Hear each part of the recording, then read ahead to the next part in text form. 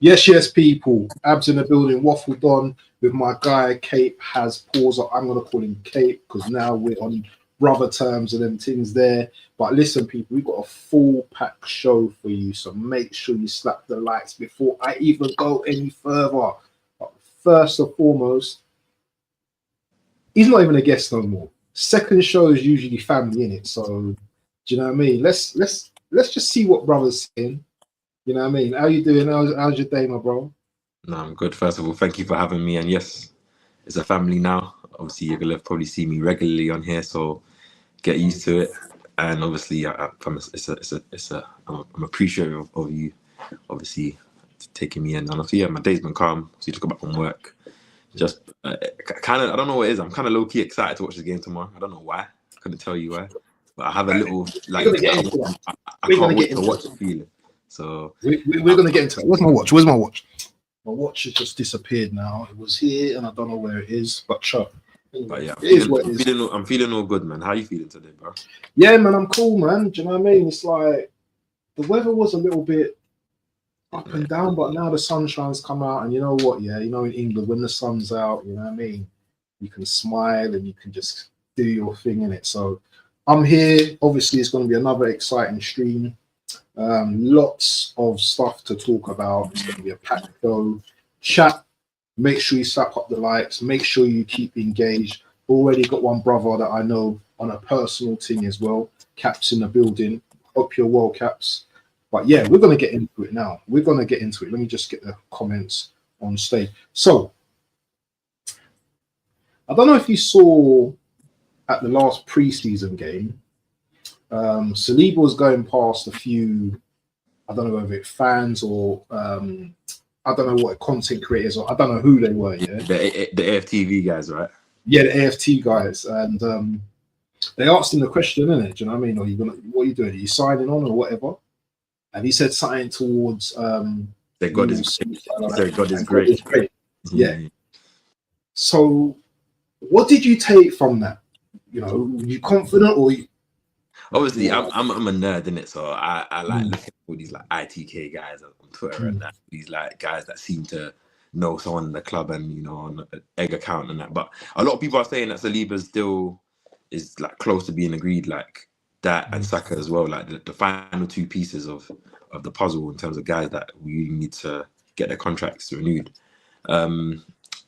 I don't feel like in any interview, if Saliba's ever talked about his situation with Arsenal, he's ever given me anything that's given me anything to worry. Like when he was asked in the Champions League press conferences, he was saying obviously he wants to win at Arsenal. Like he's disappointed that we haven't won yet, and like I'm saying, that's all he's focused on, isn't it? And the similar thing what he said into the FTV man. I feel like he probably obviously can't speak until things are official, but I feel like he's gonna stay, man. That's what I feel. I don't know what you feel, bro, but I feel like he's gonna stay.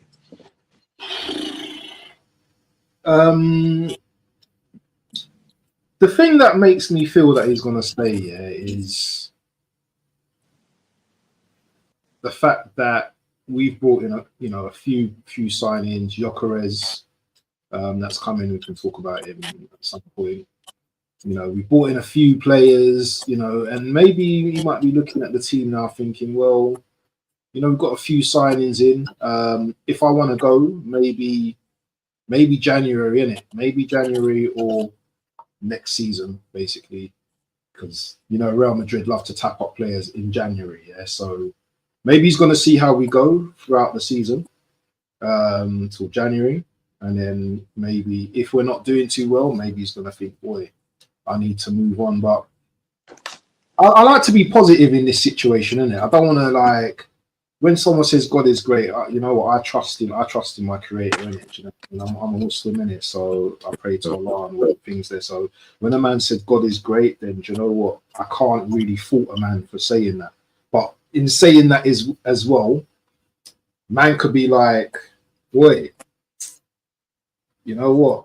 I could be talking to Real Madrid right now, and I'm saying God is great because them man are coming in for me, and my mind's made up." So you never know in these situations, bro. You never know what the player's thinking, what his agents are doing in the background and stuff like that. But I genuinely feel that Saliba does love Arsenal. But there's a big but. Yeah, anything can happen. Anything can happen in this situation. Yeah, of course. Anything and everything can always happen. Like, Yeah. and things can be verbally agreed, and you can get to the stage before the contract signed. That things can change. You never know.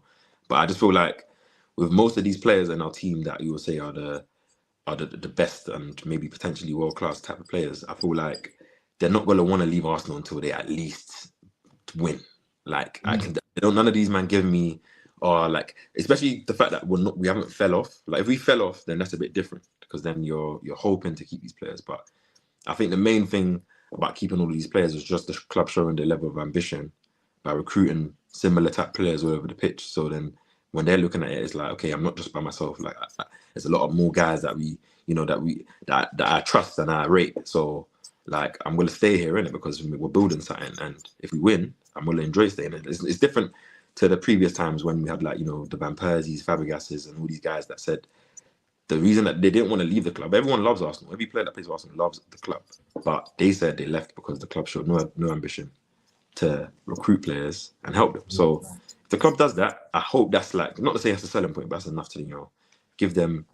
I'm saying, like, we're giving you the money, the wages that you probably want, and we're gonna give you more players. So yeah, man. You know what, bro? There's so much to look forward to, but also as well, we never know what's going to happen until the last day of the transfer window. But in terms of transfers, yeah, we've got our guy Gyökeres. Already seeing like the way he's been embraced by the players and stuff like that. Everyone's just hugging him, and they're just happy that they've got like a number 9 now. One thing that I don't know if anyone else is talking about yet, but I like to look at the future as well. Obviously, we can't tell what happens in the future, but I like to look into the future. What type of impact can Gyökeres actually have on the team? I feel like obviously the easiest answer is to say goals and to score, like, but I think it's more like this is the first player that I feel like, or like, that we've bought in a long time that like he literally just wants to score goals. Like looking at his interviews, looking at everything he said so far, he's just like, I just want to score. I just want to score in the shirt. Like, give me assists and I'll score. Like, give me the ball and I'll score, or give me the ball and I'll try to score. Like that tells me all the little crosses that Saka makes and Martinelli makes and the chances we make, we're gonna have someone that is at the end of it that can have the ability to like at least get some good connection on the ball and some good accuracy in it. So I think the impact he's gonna bring is goals, and it's easy to say that obviously you're gonna turn those draws to wins, but I think it's just when we're in games or on top, like maybe for example chances fall to a player like Kai Havertz we saw last season. Sometimes he's not as clinical as you need that player to be in that position. I feel like Gyökeres is. So if those chances fall to him, I'm pretty sure we're a bit more confident that like those clear-cut ones, he's going to be putting at the back of the net. And when those games are 0-0, when those games are like or 1-0 up, for example, he's going to get that second goal. And that it's those little things I think that impact that we'll have over the season, because having a player that wants to score goals and is starving for it, like that's a different mentality than a player that obviously likes to play football, but he's not like starving for goals. So I hear it. Also, as well, apparently, and you have to talk about this, is that he's created a record number sales. Loads of people have bought tops of his name on as well. So he's already, having an impact not just on the team but financially as well. It's interesting that he's chosen the number 14, and he doesn't want to be compared to Henry, but he knows that that shirt comes with responsibility, and that's one thing that I admire about Gyökeres, is that he's not hiding. He wants to be one of the top strikers at Arsenal. Do you think he can achieve this? Obviously, it all depends on like the amount of goals he scores, what that amounts to. If we win a title this season, then obviously you can say he's going to be in the conversation, especially if he's in and around to golden boot for Prem and Arsenal winning the Premier League. But obviously it also depends on how long he is at Arsenal for us to like consider that, because it's the overall goal record and the amount of titles you've won and the amount of times that you've got into the high goal scoring numbers within the Premier League, like for us to consider him. But I feel like if he wins or is a real reason why we win the league this season, I'm pretty sure he'll be up there in people's rankings, even though it's just one season. What about you? What do you think it would take for him to do? You know the crazy thing about us as Arsenal fans, and I suppose I'm probably talking from my own perspective as well, is that winning the Premier League next season, or maybe in the next couple of seasons, or just winning next season, yeah, it's going to be as special as it was in 2004. And I'll tell you why. Yeah, one reason is we haven't won it for such a long time, and two, we're going up possibly against arguably because I can look at the Liverpool teams back in the 80s and 90s, and they had some fire teams, but this team right here that we're going up against, yeah, are monsters. So to win the title next season ahead of Liverpool and City as well and Chelsea as well, I think it's going to be levels. I think it's going to be absolute levels. And what it does as well is it enables those who are in their 20s, 21s, 23s or whatever, 20 or anyone just slightly above 18 to see their first ever Premier League title with Arsenal. Do you understand? Because I can talk about titles, you know what I'm saying, from 89. Do you know what I mean? I can talk about the titles that we've won. So I've had titles. Obviously, that's even me myself. I haven't I started watching Arsenal in that 03 or 04 season, but I was a little kid, so I'm not going to understand football the way I understand it now. It's not going to be the same feeling, so realistically, this is the first real title that well, whenever we do win it, that's going to be my first world title. So it's interesting to see what yeah, so but even now, even at this age now that I'm at, I just feel it's going to be really special because we've not celebrated something for such a long time, man. So it's going to feel special, bro. I'm telling you, the parade and all that kind of stuff. But we have to get over the line. So I don't want to talk too much or get too excited, but it will mean a lot. It will mean a lot. And I think it will mean a lot to a lot of Arsenal fans, getting over the line. Of course. Like for me, the main thing is that forget even just the last couple of seasons of us getting close, or not necessarily last season, but the 2 seasons before that, getting close to the title. But it's the pain of the seasons before when we were just dead football, going away to any team like those tough, kind of nasty teams in the Premier. We're gonna lose. When the game gets physical, we're done. When we're playing the big teams, we're getting smoked. I'm remembering those times and not enjoying. I remember between the 2017, or let me say even 2015 to 2017 to 2020, it was pain. You're watching Arsenal with a straight face. You're not really enjoying games. You're not going into a lot of games expecting to win. Do you know what I mean? Remember Stoke used to buoy us up. You remember Stoke used to just bully us. Stoke, Burnley, you go Burnley away. You go Everton, Goodison Park. I can name all these grounds, and we're just losing. You go to Old Trafford, you go Chelsea, Stamford Bridge, you go Anfield, you go Etihad. Book it as a loss. Book it. And it's we're not there no more. So for us to be the best team, and to your point, not disregarding anyone else's titles in it, but arguably, City and Liverpool be going head to head for years, but they were the only 2 teams really competing for the league. If all teams were to stay fit this season, there's at least 4 good teams you could argue that have great squads, great managers, world-class players, and within their camp: Arsenal, Chelsea, Liverpool, and City. And it's if you were winning the league against a real tough, tough title race where there's 4 teams, City are no joke as well. They've added teams. They got Rodri back, Liverpool, and you got Chelsea, buying players left, right, and centre. Trust me, this league will be sweet. And as you're saying, the parade, obviously, if everyone should try, I'm getting fired. Let me relax. Yeah. Let's relax a little bit. The season's not even started, man. Do you know what I mean?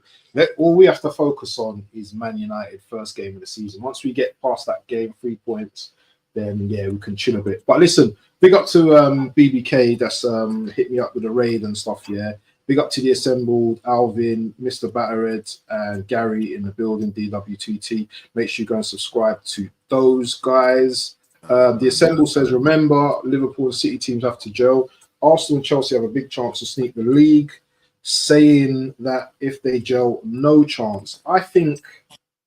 You know what? I don't know. Like, I think people are underrating Arsenal's team, man, because people don't want Arsenal to win. Like, opposition fans are, of course, like the ones that Chelsea. He's an Arsenal fan, by the way. Yeah. I'm saying like opposition fans are gonna obviously gas it up to win. So when they see Liverpool signing players and City doing their thing, it's gonna be like, you man are done. You lost your window of opportunity, and maybe that might be so in it. I doubt it, but obviously to his question, obviously the difference between Arsenal and Chelsea, that Chelsea are still a new team.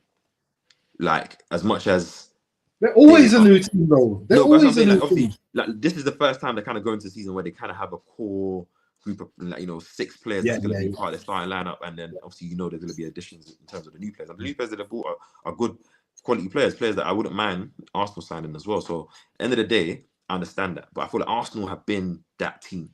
Like, you have to remember what we still got. We're still the best defensive team in the world, in my opinion. That will never change. We've added to that. We've got we finally addressed the positions that are the holes in the squad, in my opinion. So if it's just, I feel like it's simple maths, in it. I feel like if Arsenal just improve their attack, the defense stays the same. Like, that's what's one of the best teams in the world. And both City and Liverpool don't have defenses and defensive structures that are nearly as good as ours, in my opinion. Like, and that counts for a lot, which is why we didn't lose that many games last season, even though we had a dead season. Like, we didn't lose that many games. That's why I said, like, you have to think about this. Our floor now is way higher than it was a couple of years ago. Like, if we're dead, it's not the dead that we was doing back in the day. Like, it's just not good enough for champions, but it's still better than a lot of teams in the Premier League. So I feel like with Liverpool and City, they probably will gel. Like, and they got great coaches. Like, they got to gel. Like, but it's just about, like, you only play those teams twice in a season. Like, you got to handle your business in all the other games. Those Fulham aways, the Newcastle aways, them kind of games. Quick question on Cape, yeah? Because all I'm hearing is that obviously Arteta has a lot of pressure on him, yeah, but doesn't Slot have the same amount of pressure on him as well, or even more pressure? But to win something. It's Arsenal, but I think the main thing I feel like media likes, it's probably in tandem with everything. Arsenal fans are very reactive. Arsenal fans are very emotional. Probably, I'm not saying we're the most emotional, but we display it the most, in my opinion.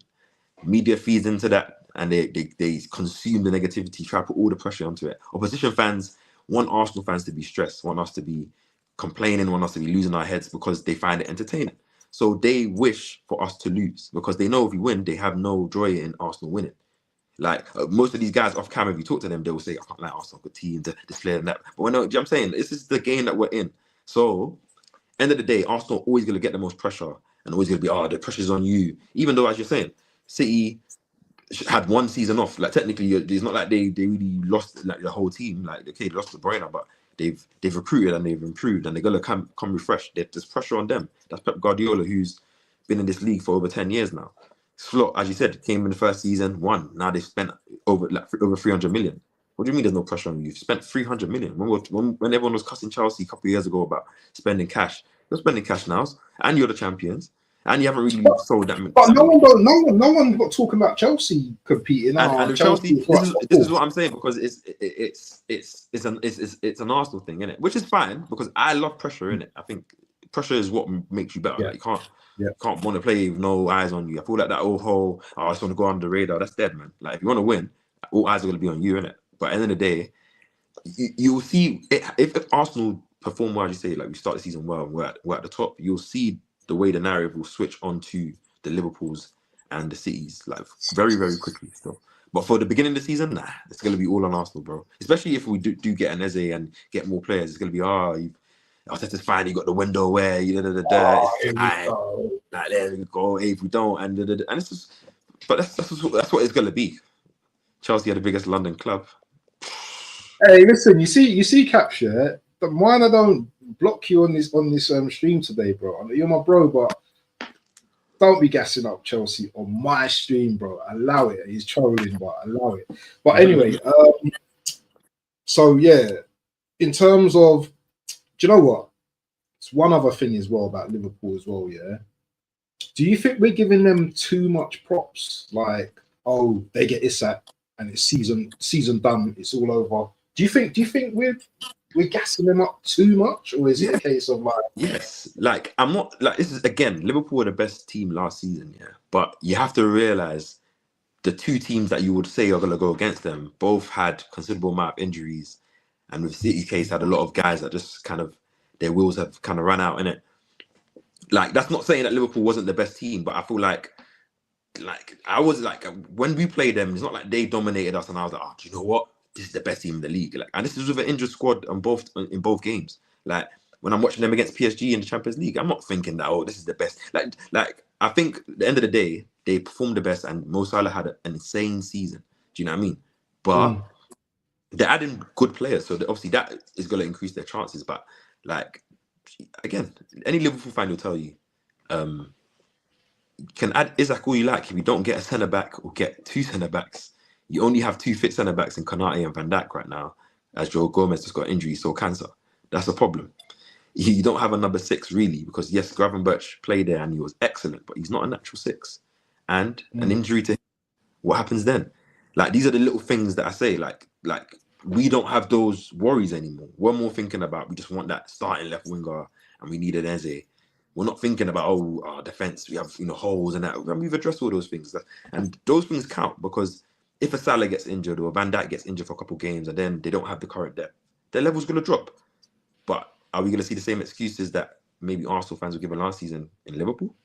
I don't know. This is the thing though, and I've been saying it as well. Like if Isak goes to Liverpool, yeah, then do you know what? You might as well just give them the title. So do you know what? Yeah, that's giving too much props as far as I'm concerned. Do you know what I'm saying? So nah, I don't feel it. Football's not just that linear still. Yeah, exactly. Anything can happen. Do you know what I'm saying? Yeah, injuries, all of that, bad performances. Remember as well, yeah, that they're coming off the back of a player that passed away as well. Rest in peace, Jota and all that. But you don't know what kind of impact it might spur them to just go all out. But there may be that. Yeah, is it either going to go up or down with that? Exactly. And also you have to realize that they're playing now this season from the perspective of favourites and champions. Like there's more expectation. Last season they didn't have no one counted Liverpool at the beginning of the season as going to win the Premier League. And tell me a man apart from a Liverpool fan that told me that. So end of the day, now they're going in where, as you're saying, they're spending the money, and if they get that, there's going to be that pressure and expectation to, do you know what I'm saying, to kind of hit the ground running. That's retaining the Premier League as well. It's retaining the back-to-back thing, yeah. That's a different thing, which they haven't done. And I'm definitely not in a long time if I can remember. Not to say they won't, but it's just it's. I think at the end of the day, that's why I'm just more confident. I'm more, confident, more focused on Arsenal. Like just start well and win your games, and then, bam. For me, what gives me more confidence is in the big games over the last couple of years. We've not. I can't remember the last time we lost a big game to a big team. Maybe that was like City a couple of years ago. But we don't lose these games. Like if we don't play well, we draw. More time we win. And I'm not saying that I'm just going into that like confident that we're going to do that again. But I know that we have the minerals in those big games. Let me say that we're not like shy. We're not scared of the occasion anymore. That's not what I'm worried about. It's more about if we're going to finish our chances, I'm going to defend well. So that's where I see Arsenal winning and losing the league, because I hope Gyökeres makes the difference in the the Fulham games and the Brighton games and the Villa games and Newcastle games where we kind of struggle and drop points last season because of the type of games the kind of game style they play. But maybe he's going to be able to take the chances, and then big games, we have big players, man. 100%, man. Do you know what I mean? It's just football's crazy, bro. Yeah? And you know what? Yeah, it's obvious that Arsenal. You know what? People say Arsenal. You know what? Are not the favourites well, not saying the favourites, but Arsenal. It's easy for people to say Arsenal ain't going to win the league because they haven't won the league. It's easy for everyone to say Liverpool are going to win the league because they've won the league last season. Yeah, no one's talking about City. No one's talking about Chelsea. Do you know what I'm saying? Everyone's just focused on Liverpool. So good. I'm glad all the pressure's on them, and I think they love all that pressure as well. So let's see how it all unveils and stuff like that. But anyway, got quite a bit to go through right now. The next point is let's talk about Dalman, innit? Because there's been a lot of talk about Dalman and his impacts, especially against Newcastle the other day. What can he do, next season for us? Do you think we give him chances? What's your overall feeling about Dalman next season?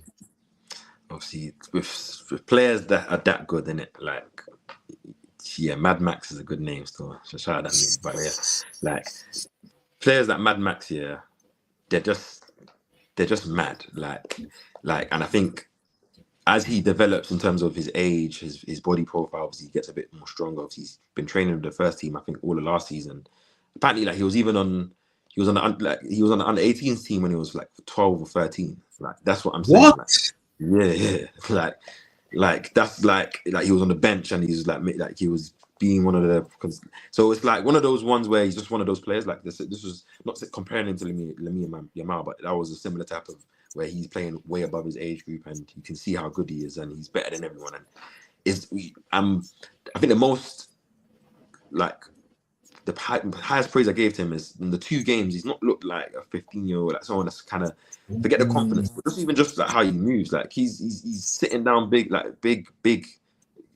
international players, like, and he's like gliding past them. He looks quick. It's just next season is the main thing is that you have to still remember he's 15, and with the way the English media moves, given that we're Arsenal, that we just talked about in the last point.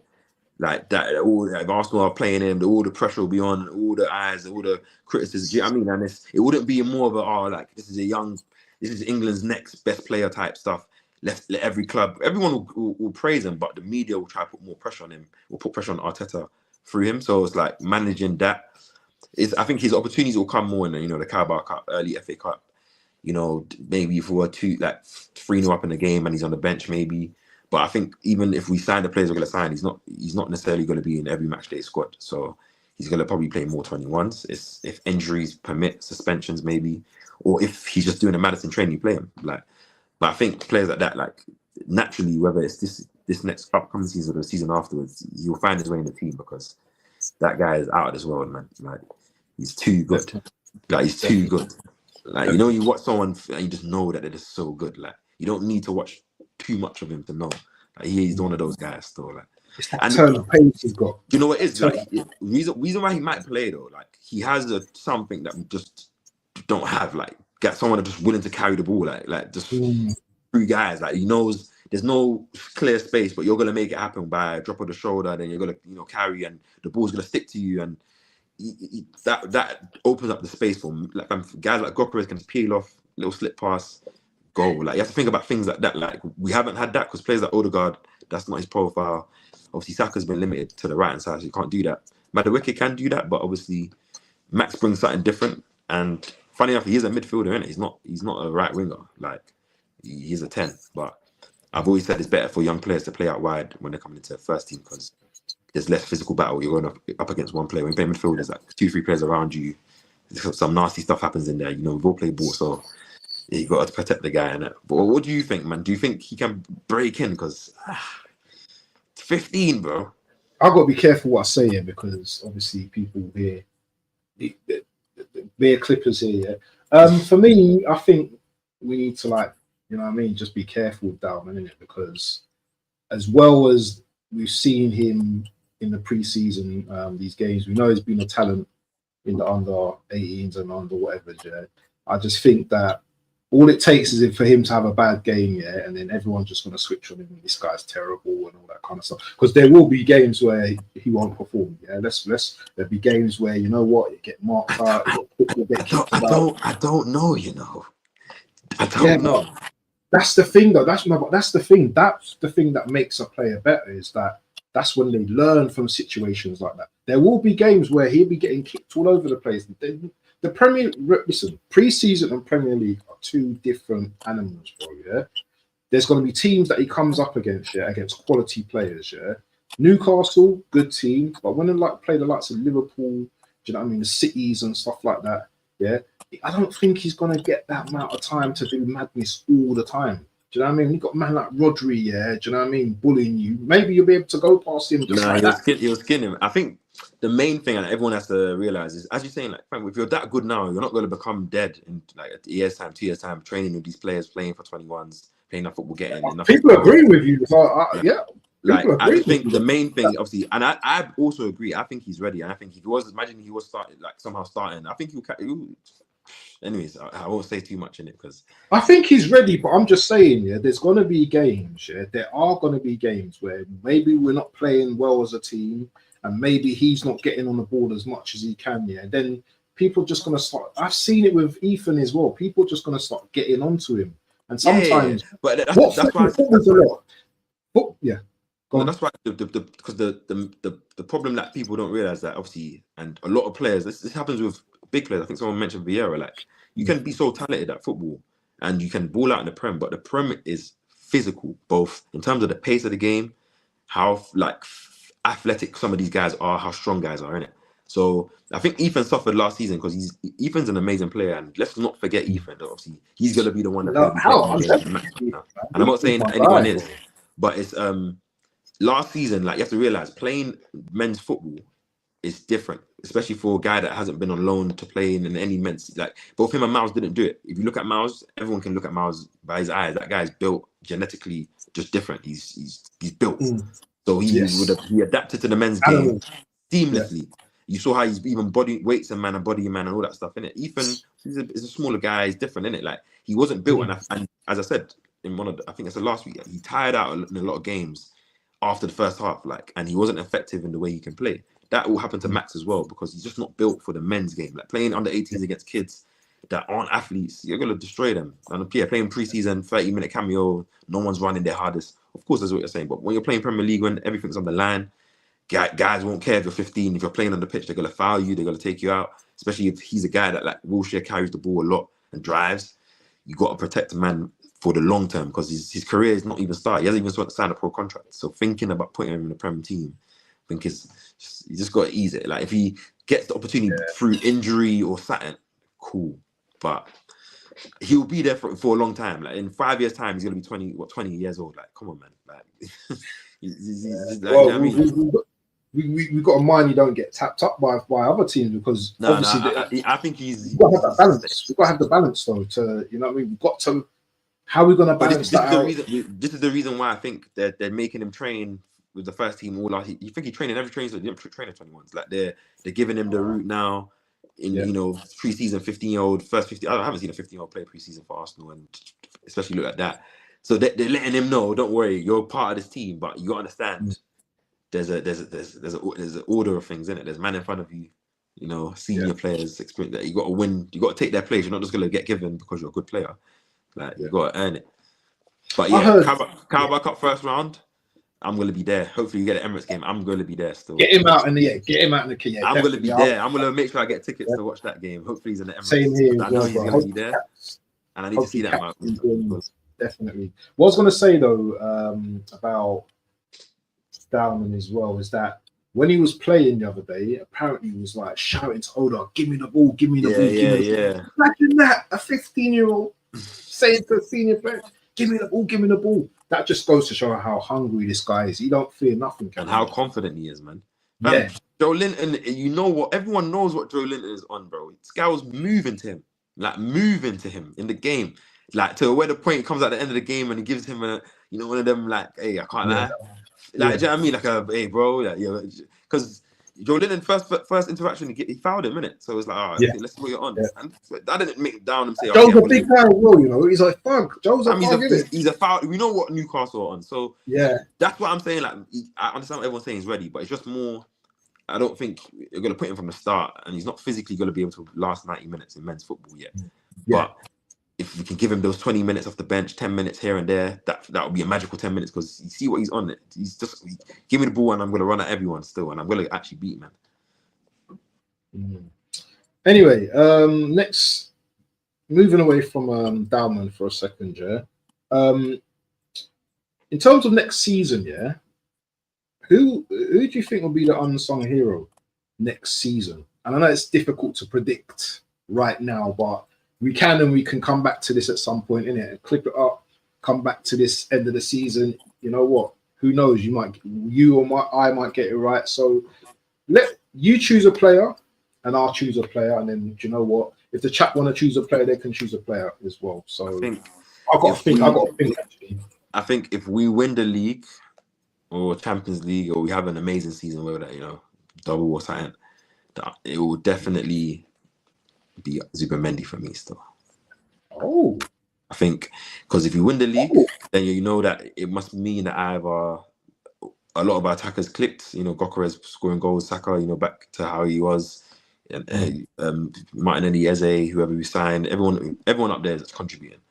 And I think Zubimendi would have elevated our play and elevated us being more exciting again. That, as you say, like what that famous Sergio Busquets quote, like if you watch football, you won't notice him, but if you watch him, you notice what football is. I think something like that. I can't remember what the quote is, but it's like Zubimendi will be one of those guys that like if you also go back and rewatch games, he's just making everything tick. But obviously, if Gokeres gets a hat trick, we're going to talk about the hat trick, or if Saka does a madness, or whoever, do you know what I mean? Eze or Madueke, but it's going to be him, bro. That's my opinion, isn't it?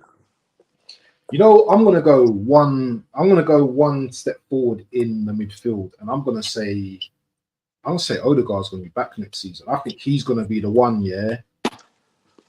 Zubi's gonna be the one that's gonna be doing certain passes, but I think Odegaard, yeah, is gonna be so back next season, yeah. And I'll put it on the line, people. I'll put it on the line. I just think he's wasted a little bit of time that last season, wasted a lot of time last season. Let's forget about the captain armband for now. Let's talk about the actual player, yeah? We know Odegaard is a player, yeah? We know that he's capable of doing certain things, yeah? If he can have that momentum that he had 2 seasons ago, where he scored 15 goals, may not score 15 goals, but if he can get his assists up, score 10 goals or something like that, then I think we'll be cooking next season. So I'm gonna go with him as our unsung hero next season. By the way, let me just big up a few people. Yeah, big up to Zia Talks. That's just raided me as well, bro. My daughter's in Saudi right now, Habibi. Yeah, she's doing Umrah right now. I'm such a proud father at the moment. So alhamdulillah for all of that. So big up to Zia Talks in the building. Caps says Zubi not as good on the ball as Party. Trust me. Yeah, okay, yeah. He's better. Caps is coming out with some wild analysis today, bro. Yeah, where is the actual facts behind that? Big up to TKA as well in the building, my Turkish brother as well. Big up to you. Osman is on his way to Galatasaray. That's my. Hold on. Let me just. I know it's an old top, but you know what? Yeah, we're repping gallery as well. Big up to Austin as well. Look, watch out for the watch-alongs. Watch out for the watch-alongs, people, because we're there as well. Big up to Zia Talks as well in the building. You need to explain yourself about this, bro. You need to explain yourself, yeah? Explain yourself. Big up for the raid from Zia Talks as well. Ben Blanco. BBK says, I wouldn't be surprised if Benny Blanco's back, you know. Yeah, he's back. He looks back still.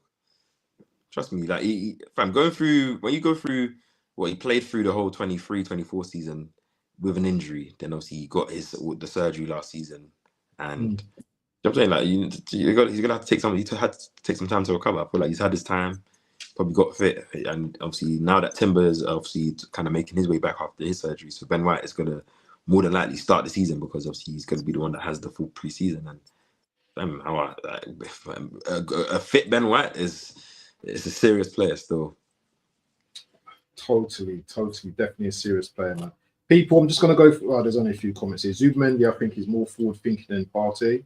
Yeah. Big up to SSB28. Big up to yourself. Galatasaray every 10 years or so gets a team together. Remember when they had Schneider and those, man? Yeah.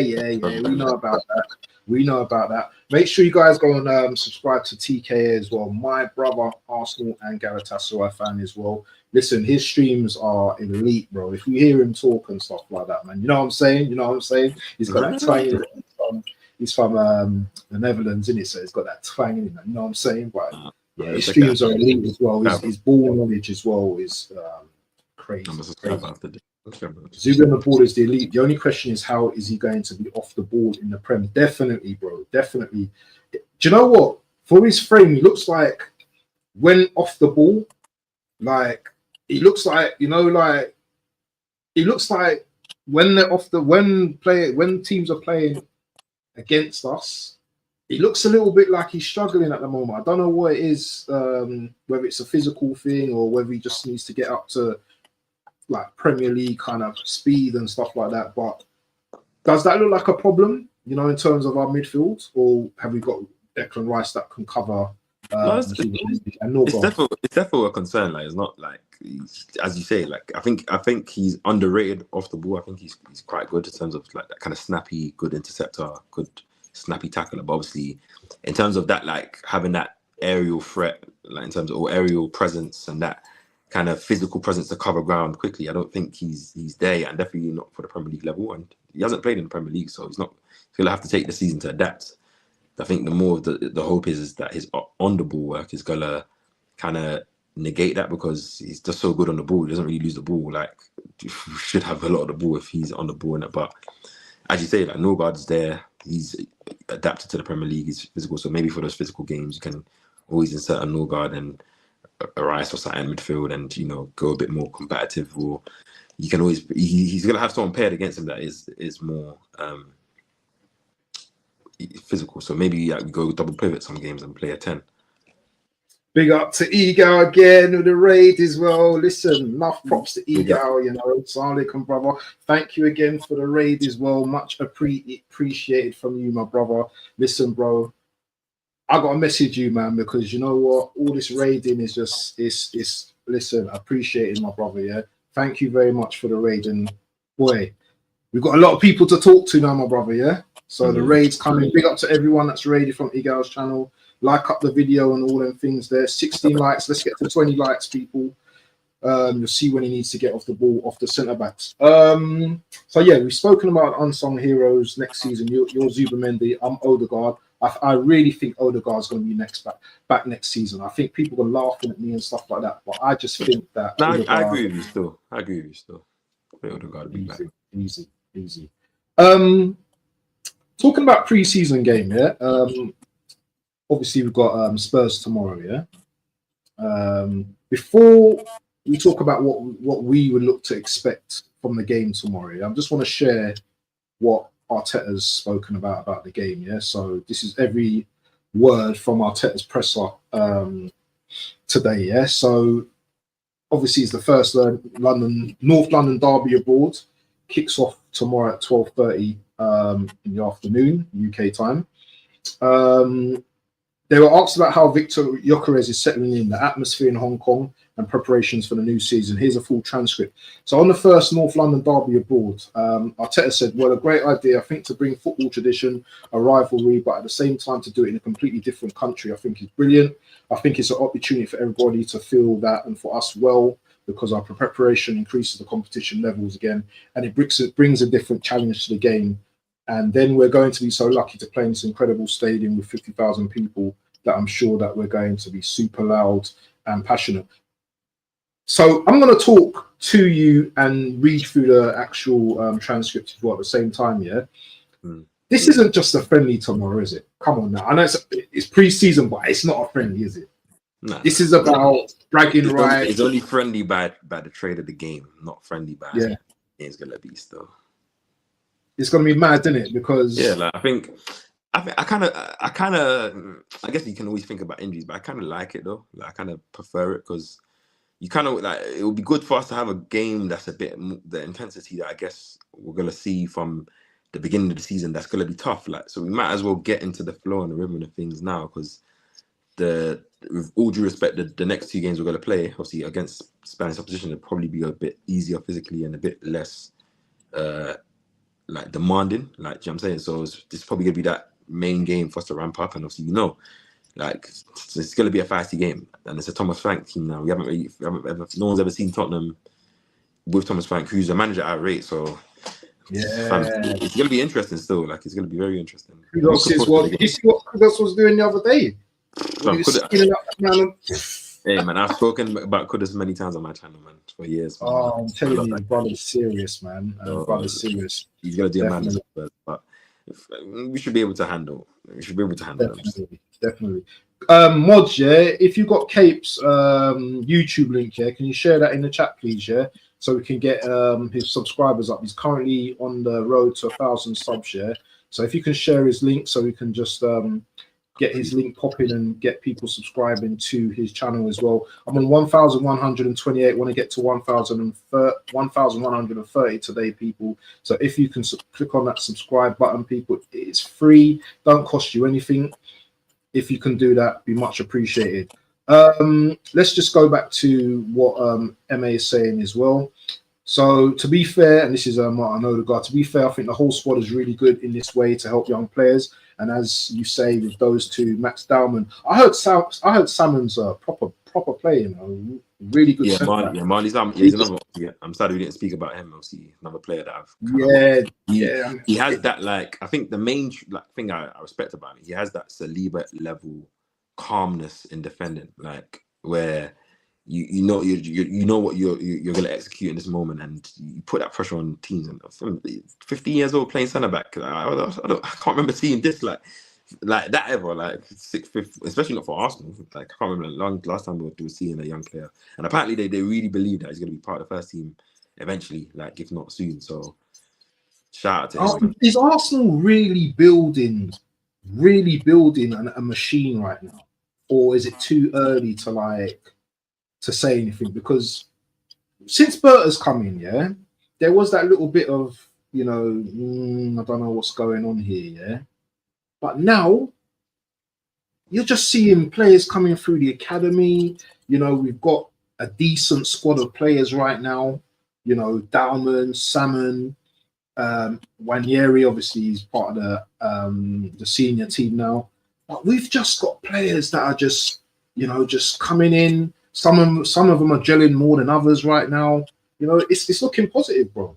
It's looking very positive. But let me just continue reading. Then we get back to it. So they're so young and so much quality. I think myself, I'll just try to share my experience, guide them in the right direction. That's very good from Martin Odegaard, you know. Help them to keep the right mindset, because you can see that the quality is obviously there. So it's just trying to help them to have the right mindset and to help them feel good in the team. And that's brilliant from Odegaard, man. Do you know what I'm saying? Yeah, because he's an experienced player, innit? And they probably look up to him as well, you know. You think about it as well. Odegaard, what Real Madrid signed him at 15 as well. He has that similar type, being a big club at that young age, the pressure that kind of goes through the expectation. So I like that we kind of do that mentorship thing at Arsenal, where like there's a lot of like definitely big brother, little brother stuff. Definitely. So they've been amazing on this tour, and you can see all the quality. It'd be exciting to see them in the future. I think Cape's put his channel here. So guys, if you can go and slap the subscribe button, please. It won't take you anywhere. You just hit the subscribe button, and then you'll be back here. You won't be going anywhere. Arteta speaks on Gyökeres's fitness. I understand he's only done today's session yesterday, very little. We're going to assess tonight how he is, so we might not see him tomorrow. If the medical staff are happy as well with his condition to participate in tomorrow's match, it's a possibility. We're going to discuss that tonight. So, do you know, have you seen the size of this brother? He's a big guy, isn't it? He's a big guy. Like, pause, but he's huge, man. Like, I think I was the behind the scenes video, and I was watching it, and I'm like, I can't lie, like this. Like this guy's a unit, man. Like it's a way different than what we've seen at Arsenal, especially in my life. Or Giroud, I guess, is a big. He was quite slender when we bought him because he was young, innit? He kind of grew into his shape, got older. But I saw one training video from him today. Just took one time, just smacked it top bins. I'm like, this is what I need. I think he'll play tomorrow, like probably off the bench, like a little 30-20 minutes, because it's a big game, and like how are you gonna get him fit if you're not gonna really play him anyways? Like I know he hasn't trained as much this preseason, but like I don't feel like the Emirates Cup games are gonna be the intensity needed for him to like start against United. So this game's probably important. Plus, the Hong Kong, the Asian fans are loving in Arsenal out there, innit? So it'll be kind of good for them. Yeah. Well, listen, we're a big club over the world, you know. All right, we ain't winning trophies currently, but you know what? We're big. We're big in Asia. We're big in the States. We're big all over the world. Yeah, understand that, Caps. Yeah, when Chelsea are not filling out Club World Cup in stadiums and that there's levels to the big club in London, isn't it? Just a shit. We're going to get back to that question. That's a big question. We get back to that in a minute, yeah?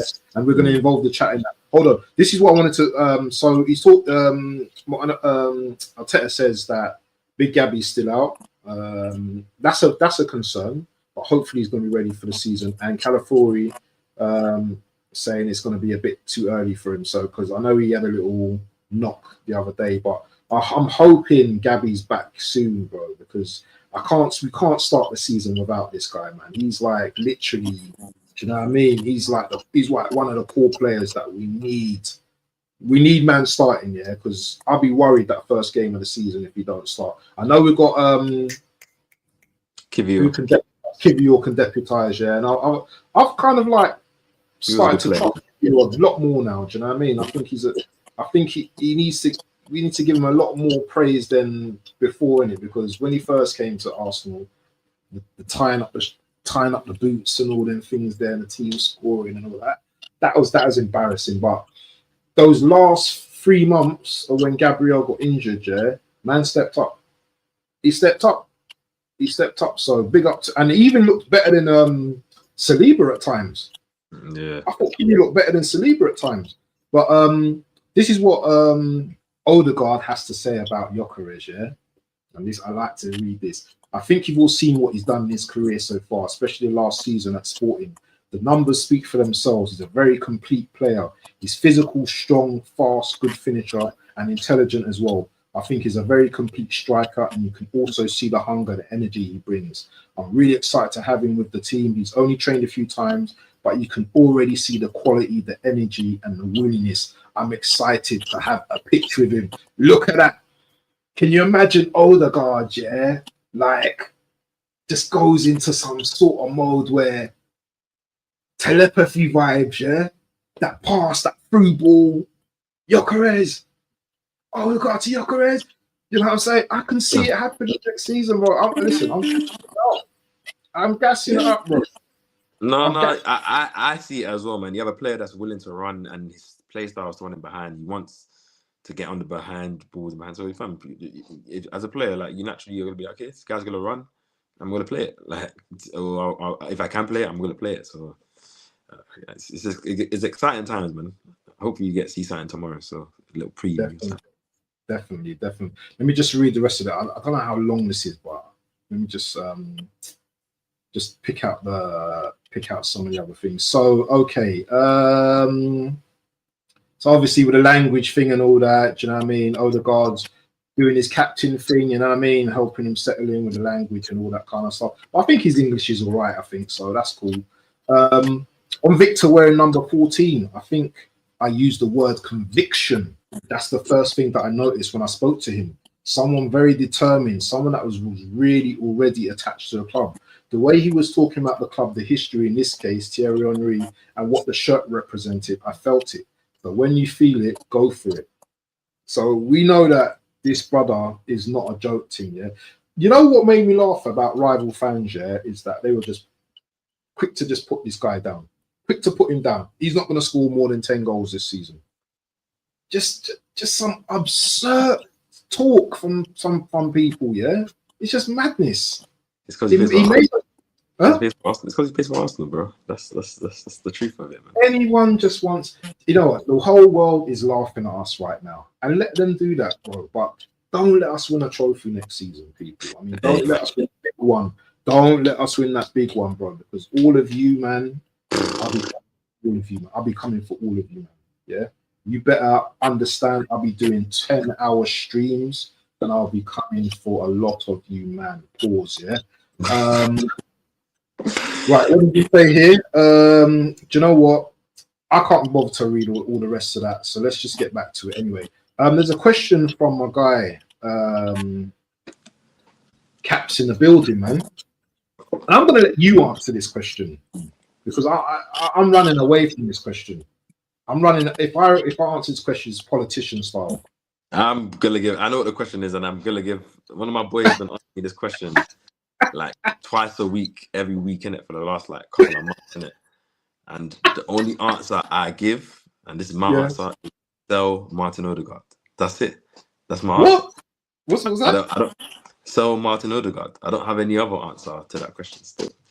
This question? Because, yeah, it's to sell Martin Odegaard. That's my answer to the question. No, but that doesn't answer the question, though. That's my answer to the question. Because at the end of the day, I can't lie. Like, I think the one thing with Ethan, we haven't been able to see him in his ideal position, but that doesn't mean that he hasn't been. I thought Ethan, like, because Max is younger, so it's like just like it's the head.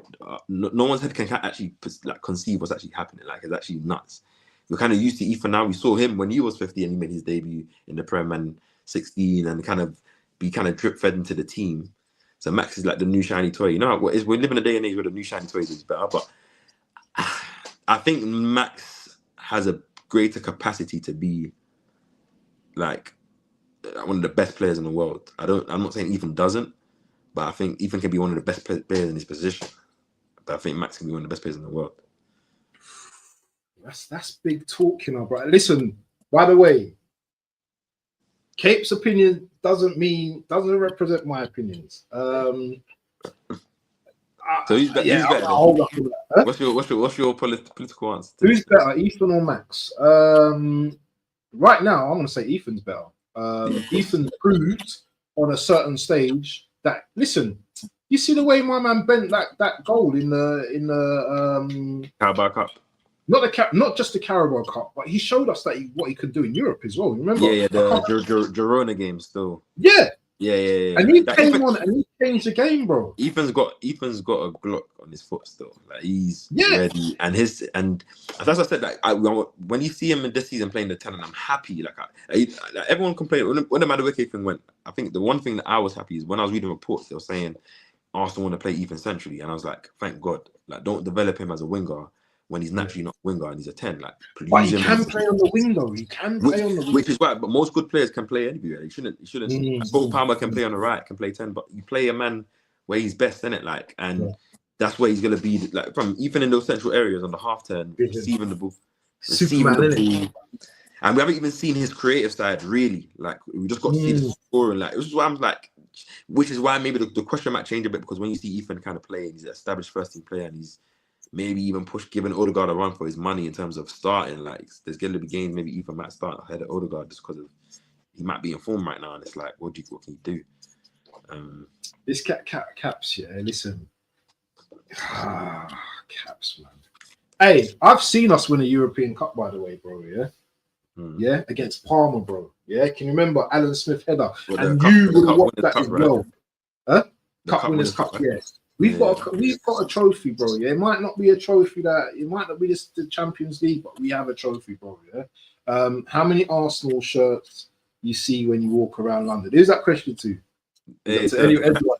Yeah, because I can't lie. When I walk up, when I go to work and when I'm outside, I can't lie. Kids, like bit Arsenal, like women, guys. Fam, you just see different Arsenal gear and everything. I don't see that much. I'm not saying maybe I'm not looking for it, but I don't see that many of other teams like Spurs shirts or Chelsea. Maybe you have to go to Chelsea, the area, but I'm talking about South London, East London, North London. It's all Arsenal off still. So, you know what I do see? I do see Arsenal. I see some Chelsea. I see Liverpool as well. I'm starting to see quite a few Liverpool. Yeah, because they're obviously they're the hot topic. Yeah, all that as well. Question here, Waffle. What do you think about the North London? One that. Just getting it. Next question. I don't even like that sort of tune, bro. I hate it. There ain't. I actually like the song still. You're killing me. Yeah, that ain't a trophy cake. What's he talking? Oh, what about the tops? Yeah. Vaz trolling today. Cats never usually troll. Off topic, but what's going on with Sesko? Apparently, Sesko, United won it.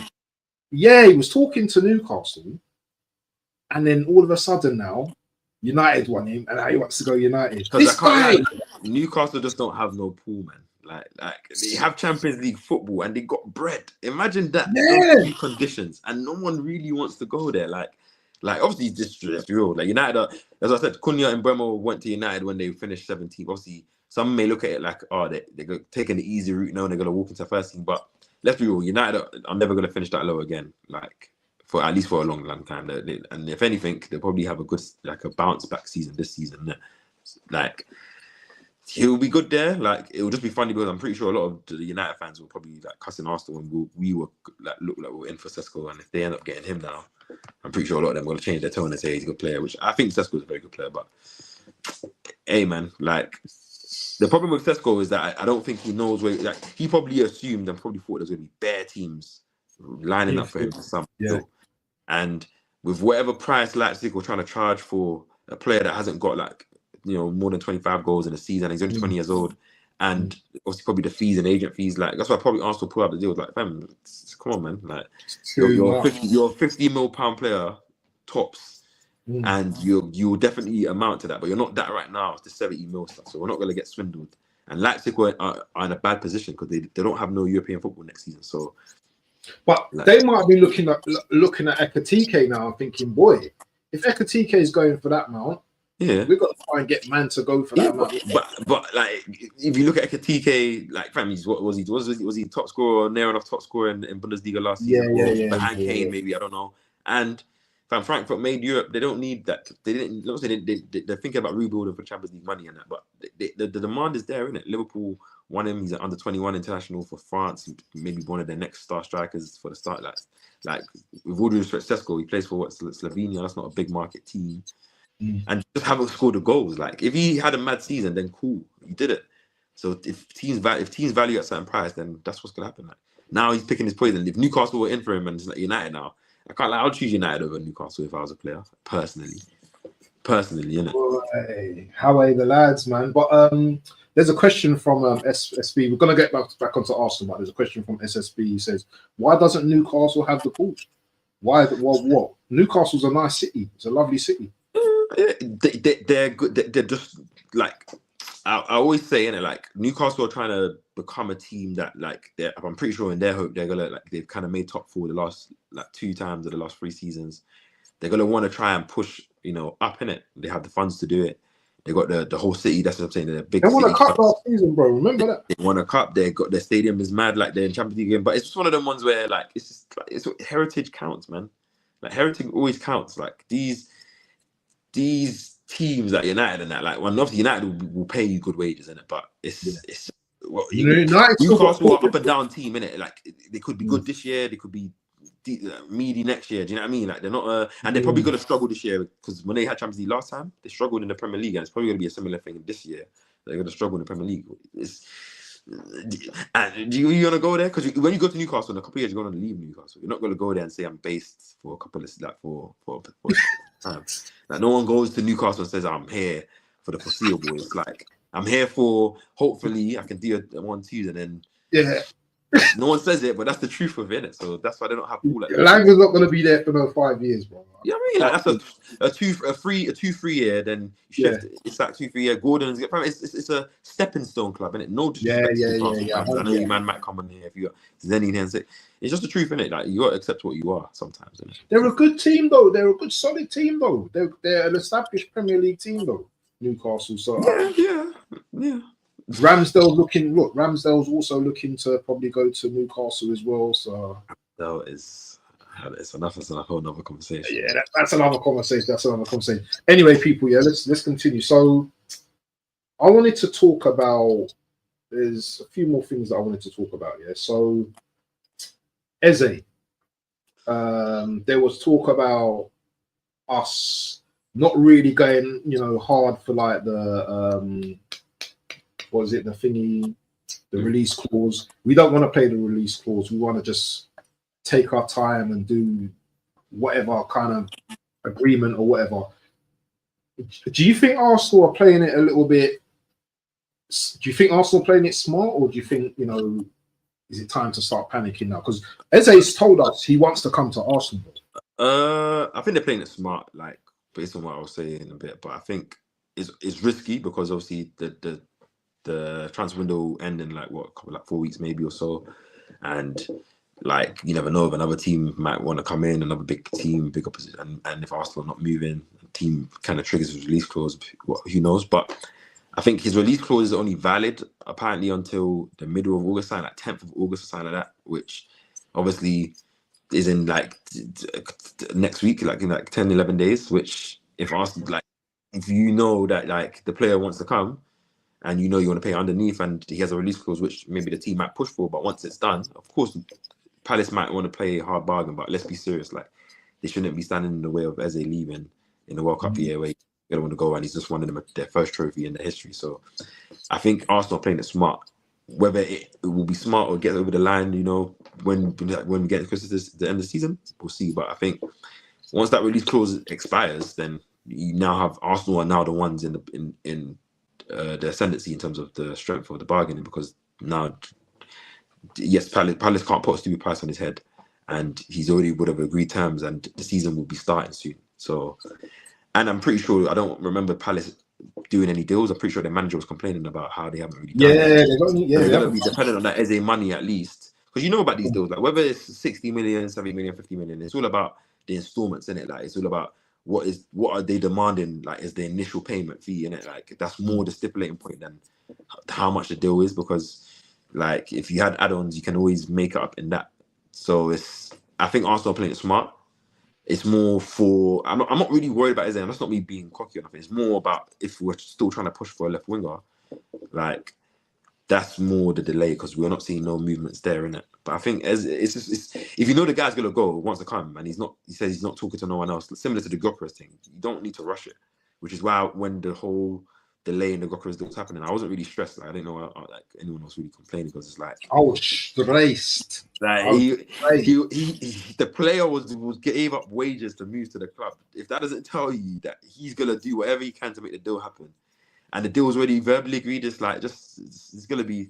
It's the stipulation. That's business for you when you're doing big bucks in it. Like, but definitely. In terms of say like it's just so okay. So two things here. So the first question is do you think it's just going to be Eze now, and that's our business done? Or if we don't get Eze, there's talk about Liao as well. I'm hearing like, you know what I mean? There might be talk of Liao as well. Do you want both players, or are you just happy just with Eze? Or do you still, and that's going to lead me on to my next question, if depending on your answer. I want both players, of course. I want Arsenal to improve in every area, because I don't see Eze as a left winger. I see him as a 10. He can play left wing, but he's not a left winger. But obviously, if we can't get like both players, like I would be happy with the window regardless, because I would still think if you were able to keep a Trossard, they have Eze, they have Martinelli, you still have options, and you still got Jesus coming back as well from injury, who can also be used there. But I think the Eze and Leao thing is dependent on sales, in it, more than I think. As I said, I feel like we'll get Eze, but I think the Leao or Rodrigo or whatever is dependent on us selling Martinelli or Trossard and getting that Vieiras and Nelsons and Lokongas out, getting some money in and freeing up some wages for that, more than it being Eze. Or I think Eze is a separate entity to any other player, in my opinion. I think that's just a different profile, a more experienced player, and a player that like can play in a different position. His main position is 10, so that's different. Would you like? But yeah, that's my answer still. Yeah. See, I want Eze, and I want another winger in it, because I don't think Martinelli and Trossard are good enough on that side. Trossard, I don't mind, but Martinelli, I'm struggling with Martinelli right now. I'm struggling to justify him still being in this team, man. But that was going to be my other question as well, because do you think that there's a problem of us having too many signings, bringing in too many players, and actually just upsetting the actual flow of our football? I think it's almost kind of like a rebuild, bro. I think that only happens after a couple of seasons, and either after like you either not winning and then it doesn't work, or if you're winning, then like in terms of like titles, then like as you're saying, like for example, Rodrigo, there's no reason for him to leave on Madrid, but he's not going to get enough minutes. He's probably not going to get the appreciation. Like you eventually, the winning trophies isn't just it. You want to play football and you want to get enough minutes, but when you join a big club, you're meant to join a club, and unless you're the best player in the world in your position, you shouldn't be certified starting that team. You should be coming into a good quality team where there's a player in that position that's also good, and you're competing for that position. You're meant to push each other, and you're both meant to have reliable options that both guys are giving you, 15 to 20 GA in both positions, which is what the best teams do, isn't it? It only becomes a problem after a couple of years where whoever's not the starter becomes a bit more frustrated, and then you have a valuable asset that you sell for good bread, and then you refresh it. That's what Arsenal gets to that stage now where we should, in a couple of years, start to kind of our level shouldn't drop, and we should just be refreshing it, selling some guys that are not really like and making some money as well, making serious profit, and then reinvesting. And if you have guys like Max and Marley Simon coming through academy, that saves you money investing in those positions when those guys are ready to take first team, which means you can then, if Gyökeres, for example, in 3 years' time is going to be like 30, 31, or in a couple of years' time he's done, whatever the next best striker is, you have a serious amount of load of money if you make some sales to go purchase him. So it's like we'll probably go for Sesko, innit? Sesko still be your man's. No, but I feel like United will probably try and get him. So if he goes United, I feel like United will try to hold on to him for that. But yeah, who knows? It would be Arsenal, right, to go get him a couple of years down the line still. Well, if Arteta's still here, innit? But what do you think of Stu? Big up to Stu, man. Stu just come with some fire on Rice, Arsenal still needs to upgrade on the brain and sport Rice. He doesn't facilitate the left-hand side due to his limited passing range skill, and he continues to get countered by Brighton, Fulham, etc. There's part of truth in this, isn't it? There's partly truth in it. Obviously, Rice is natural in that 8 position, isn't it? So obviously, I think he does well, and he has traits that are good, like his ball striking, his ball carrying, his intelligence, obviously his ball winning, and all that stuff. Plus, he's just a good player, but obviously he's limited, and as you say, it's not definitely not a waste of £105 million. I don't think anyone's ever brought up his price in the 3 years he's been here. I can't remember the last person even reminding us that he's worth that, apart from obviously Stu. But it's more. That's what I'm saying. That if you sign it's an Eze and a Leao thing, because I think Eze is not just. He's not brought into. He's not going to take Odegaard and Ethan's side. I think that's more of a competition for Rice on that left-hand side, that left 8. To where you might have games where you want to play Zubimendi and Eze and Odegaard, and against a low block, and you have, as you're saying, the more creative. Maybe Eze plays a bit more higher and Odegaard drops a bit more deeper alongside Zubimendi to kind of be that kind of number 8 that he is, and then Eze gets to be in those pockets and do what he wants to do. That's where the competition is. That's why, as I said, everyone needs to be on their toes this season. There shouldn't be anybody in the team that is a certified starter and the guy behind him is not good enough to potentially take his position. It should be everyone is on their toes. You know who the starters are, but if you're not performing, another guy can step in and he's not going to drop the level. If anything, he has different things that improve us. So imagine Rice and Eze as your options. Obviously, Marino as a backup alternative. That's England, isn't it? England style there, man. Do you know what I mean? Let me just go through these comments, man. Leah, issue for me is that he's a bit lazy, won't press, but on the other hand, he can win you a game by himself. Definitely. Yeah, and if you have a luxury player like that can win you a game by himself, then you got to accept that he's not going to probably put the work in as much defensively as you would like. He probably will come to Arsenal and try and pick it up, but he's not going to be no Martinelli. But he definitely, if an attack game he's going past 3-4 guys and putting it top corner, I don't think anyone's going to complain if he's letting a left back go past him and he's kind of cheating a bit. Do you know what I mean? I hear it. Bro, do you know what? Yeah, I'm gonna have to come to the end of the show. Do you know what I mean? It's just sometimes you've got to end things on a high, innit? Like we've gone for over an hour. I just usually hit an hour, but I was going to talk about Trossard and Zinchenko, but we can do that next week, bro. Yeah.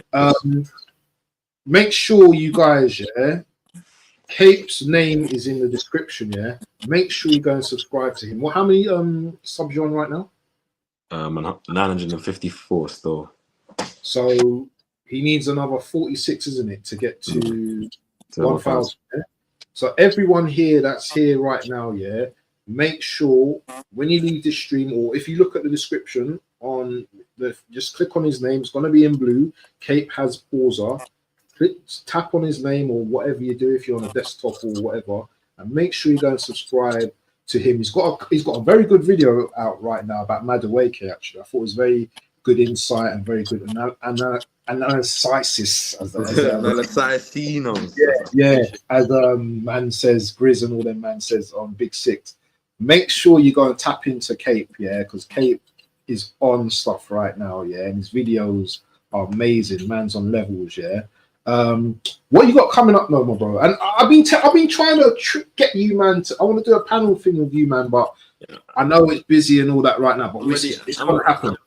I'm ready whenever, man. Like I'm always available to work, man. So hey, whenever everyone's ready, even if it's just free, man, I'm down. But yeah, like I got a couple more videos. Obviously, I like to make a lot of like player profile kind of mini documentaries about players, break them down and analyze them, put some clips and some stats in there, and kind of give a good opinion. So if you like that type of content, like, hit the subscribe button. Obviously, I should have a couple more videos and a couple more of our new signings coming out, especially Gokrez Mascara and Eze one will definitely be in the works when we sign him. I'm that confident. Just that. I'm looking forward to that. So yeah, people, man, come to the end of the show. Make sure you slap the likes. We're going to go over to True Gooner now. Big up to True Gooner and all that. Make sure you do Waffle Raid. And yeah, big up, people. I'm going to go and eat my pizza now. I don't know what Kate's doing, but I'm hungry now. Got some J rice for me waiting still. Oh, look at you, bro. Anyway, big up, people. Big up to my guy BBK Sports. Like BBK, you know, he wasn't on violence today. Still, you know what? He's probably on the secret. He's on the assassin thing, isn't it? He's on the assassin thing right now. But violent killer, yeah. Force, man. Listen, BBK, yeah. We need to do like a free panel one of these days, maybe weekend or something, bro. Let's make something happen. We're in the group chat together. We can talk after today still and see what we can do. That's what I'm saying, yeah. He's saving the violence for the panel. Okay. I hear it. Anyway, people, yeah, make sure you slap up the likes, yeah. Thank you all for joining. Big up to everyone in the chat. Big up to Egal and Zia Talks for the raid earlier. I'm very much appreciated. Big up to Caps, my brother. Assembled every time. TK, everyone, Stu, everyone that's joined the stream today, yeah. I'm waiting for the word.